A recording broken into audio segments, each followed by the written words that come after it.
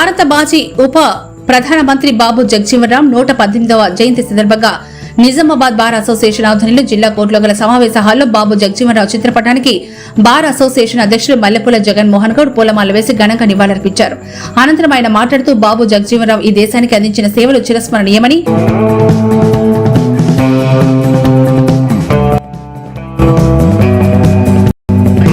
బీహార్ రాష్ట్రంలో అట్టడుగు వర్గాల్లో జన్మించి ఉన్నత విద్య అభ్యసించి భారత స్వతంత్ర ఉద్యమం పాల్గొని మొట్టమొదటి భారత స్వతంత్రంలో ప్రభుత్వంలో చిన్న వయసులోనే కేబినెట్ మంత్రిగా చేరి అనేక సంవత్సరాలు కొనసాగి దేశానికి సేవలు అందించారని కొనియాడారు.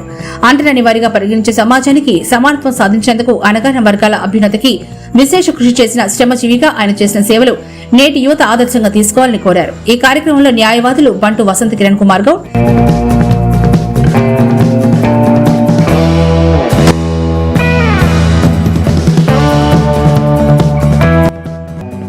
మాణిక్రాజ్, ఆశా నారాయణ, ఎర్రం విఘ్నేష్, భువనేశ్వర్, మేదర్ శేఖర్, ఎస్ అశోక్, గోపాల్ రెడ్డి, రఘువీర్ చరణ్, నారాయణ దాసు, రవిరాజ్ తదితరులు పాల్గొన్నారు.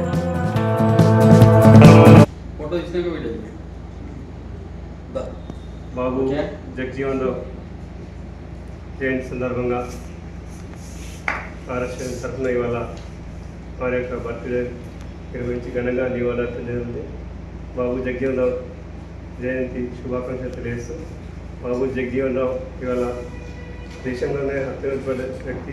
బీహార్లోనే ఒక సామాన్య అట్టడుగు వర్గాల కుటుంబంలో జన్మించి ఉన్నత విద్యలు అభ్యసించి స్వతంత్ర ఉద్యమం పట్ల ఆకర్షితులై అఖిల భారత కాంగ్రెస్ పార్టీ స్వతంత్ర ఉద్యమంలో అధ్యక్షుడిగా పనిచేస్తూ మొట్టమొదటి భారత ప్రభుత్వంలో కూడా ఆయన క్యాబినెట్ మంత్రిగా ఉంటూ పిన్న వయసులోనే ఎక్కువ సంవత్సరాలు 30 సంవత్సరాలుగా క్యాబినెట్ మంత్రిగా ఉంటూ ఈ దేశానికి సేవలు అందించడానికి అనేక రకాల ఉద్యమాలతో ఆకర్షితులై ఈ దేశం కోసం, ఈ దేశ అభివృద్ధి కోసం, అట్టడుగు వర్గాల అభివృద్ధి కోసం భారత ఉప ప్రధానిగా ఉంటూ అలా సేవలు అందించడం జరిగింది.